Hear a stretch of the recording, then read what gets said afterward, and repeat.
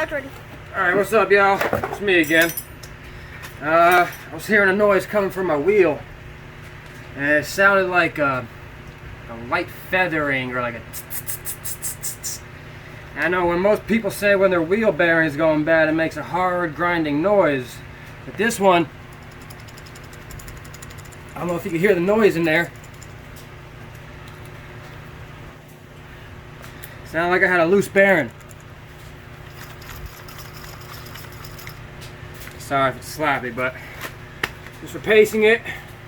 Rock Auto, thank you. Got me a new one. As you can see, everything's the same. All the holes line up. Actually, looks like the new one maybe built a little better. But yeah, as you see, the bearing doesn't go all, it's weird, it's different. So this part don't rust with the bearing. But yeah, if y'all need any help, questions, comments, like and subscribe. Hit that bell icon, and that's it.